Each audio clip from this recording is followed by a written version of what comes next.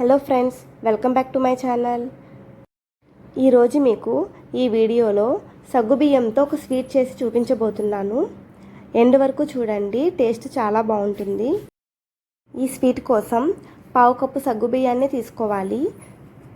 సన్నగా ఉన్న సగ్గుబియ్యం తీసుకుంటే బాగుంటుంది. ఈ సగ్గుబియ్యాన్ని 2 సార్లు కడిగి 3 గంటల పాటు నానబెట్టుకొని ఉంచుకోవాలి. సగ్గుబియ్యాన్ని బాగా నానబెట్టుకుని తీసుకుంటే అవి వాటర్లో త్వరగా ఉడుకుతాయి.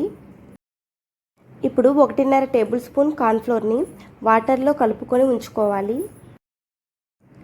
ఇలా ఉండలు లేకుండా కార్న్ఫ్లోర్ని వాటర్లో మిక్స్ చేసుకొని పక్కన పెట్టుకోవాలి.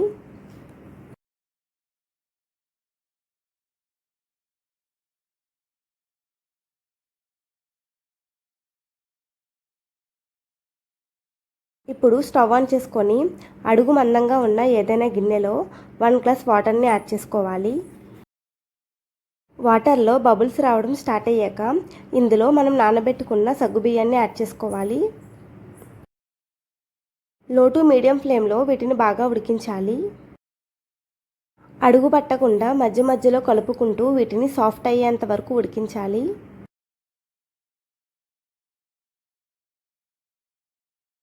చూడండి, సగ్గుబియ్యం బాగా ఉడికిపోయాక ఇలా జిగురుగా ఉంటుంది. అవన్నీ ట్రాన్స్పరెంట్గా ఉన్నాయి కదా. ఇప్పుడు ఇందులో 1 కప్పు పాలని యాడ్ చేసుకోవాలి.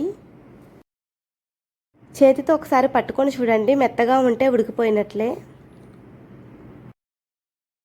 ఇలా సగ్గుబియ్యం ఉడికిపోయాక ఇప్పుడు 1 కప్పు పాలని యాడ్ చేసుకోవాలి. ఇక్కడ నేను పచ్చి పాలనే యాడ్ చేసుకున్నానండి. పచ్చి పాలనే యాడ్ చేసుకోవచ్చు, కాచి చల్లార్చిన పాలనే యాడ్ చేసుకోవచ్చు. ఫుల్ ఫ్యాట్ ఉన్న పాలు తీసుకోండి.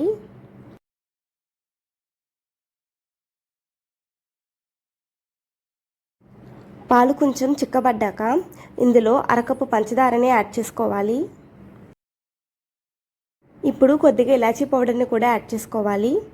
పౌడర్ రెడీగా లేకపోతే 2 యాలకులు దంచి వేసుకోండి. పాలు ఇంకొద్దిగా దగ్గర పడేంత వరకు మరిగించుకోవాలి. కన్సిస్టెన్సీ దగ్గర పడే కొద్దీ అడుగు పడుతుంది, కలుపుకుంటూ ఉండాలి. కొంచెం కలర్ఫుల్గా ఉండడానికి 2 డ్రాప్స్ ఫుడ్ కలర్ని యాడ్ చేస్తున్నాను. ఫుడ్ కలర్ ఆప్షనల్, మీకు నచ్చితే వేసుకోండి. ఫుడ్ కలర్కి బదులు కొద్దిగా కుంకుమ పువ్వును కూడా యాడ్ చేసుకోవచ్చు. లైట్గా ఎల్లో కలర్ వస్తుంది. లో ఫ్లేమ్లోనే వీటిని బాగా కలుపుకుంటూ ఉండాలి.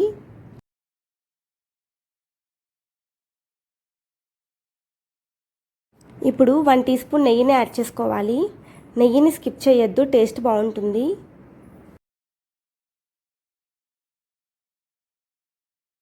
చూడండి, ఇలా పాలన్నీ బాగా చిక్కబడిపోయాక ఇప్పుడు కార్న్ఫ్లోర్ కలిపిన వాటర్ని యాడ్ చేసుకోవాలి. కొద్ది కొద్దిగా కలుపుకుంటూ యాడ్ చేసుకోవాలి.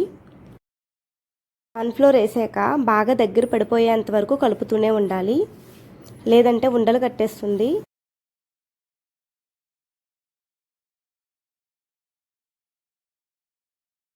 బాగా దగ్గర పడేంత వరకు ఉంచాలి. మీరు తీసుకునే క్వాంటిటీని బట్టి కార్న్ఫ్లోర్ మీకు సరిపోకపోతే కొద్దిగా వాటర్లో కలుపుకొని మళ్ళీ యాడ్ చేసుకోవచ్చు. దగ్గరే ఉండి హై ఫ్లేమ్లో పెట్టి బాగా చిక్కబడేటట్టు చేయండి, లేదంటే టైం ఎక్కువ పడుతుంది. దీన్ని చూస్తుంటే మీకు ఏమనిపిస్తుంది? సగ్గుబియ్యం పాయసాన్ని కొద్దిగా కార్న్ఫ్లోర్ వేసి మోడిఫికేషన్ చేయడమే, అంతే అండి. ఇది అంతకుమించి ఏం లేదు ఇందులో. గిన్నె నుంచి సెపరేట్ అయ్యేంత వరకు ఉంచాలి. చూడండి కన్సిస్టెన్సీ ఎలా ఉందో, ఇంకొద్దిగా అవ్వాలి.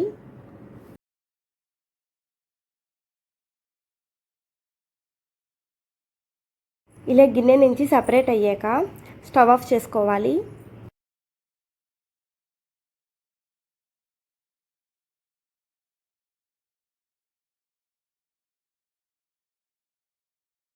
ఇప్పుడు ఏదైనా గిన్నెకి కొద్దిగా నెయ్యి వేసుకొని ఇలా అప్లై చేసుకోవాలి.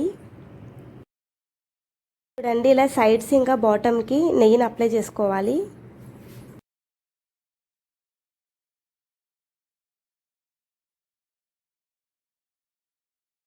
ఇప్పుడు బాటంలో కొద్దిగా డ్రై ఫ్రూట్స్ని యాడ్ చేసుకోండి. నేనైతే ఇక్కడ కాజుని వేసాను.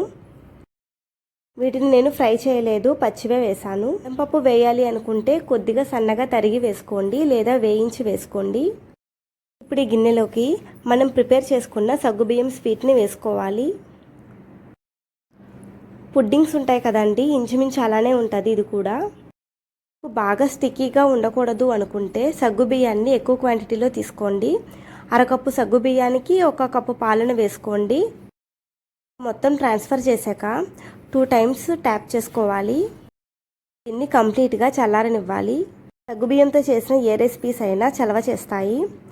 సగ్గుబియ్యం పాయసం నచ్చని వాళ్ళు ఒకసారి ఈ వేలో ట్రై చేయండి. మీకు ఈ వీడియో నచ్చితే లైక్ చేయండి. ఇంకా ఎవరైనా నా ఛానల్ని సబ్స్క్రైబ్ చేసుకోకపోతే ప్లీజ్ అండి సబ్స్క్రైబ్ చేసుకోండి. రెసిపీ సమ్మర్లో బాగా యూజ్ అవుతుంది, ట్రై చేయండి. చూడండి, ఇలా బాగా చల్లారిపోయాక చేతికి అంటుకోకుండా ఉంటుంది. నైఫ్తో కొద్దిగా సైడ్స్ సపరేట్ చేసుకొని ప్లేట్లోకి రివర్స్ చేసుకోవాలి.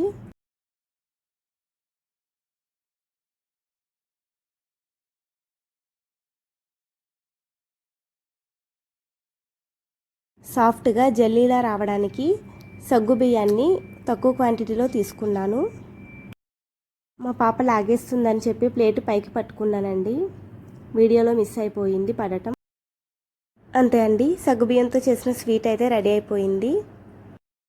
ఇది పుడ్డింగ్ కన్సిస్టెన్సీలో ఉంటుంది, చాలా సాఫ్ట్గా. ఒకసారి ట్రై చేయండి. పిల్లలకి కొద్దిగా పెట్టుకోవచ్చు, మరి ఎక్కువ క్వాంటిటీ కాకపోయినా. బెల్లంతో చేయటానికి ఇది సరిగా రాదు, లేదంటే బెల్లంతోనే చూపించేదాన్ని, పాలు విరిగిపోతాయి.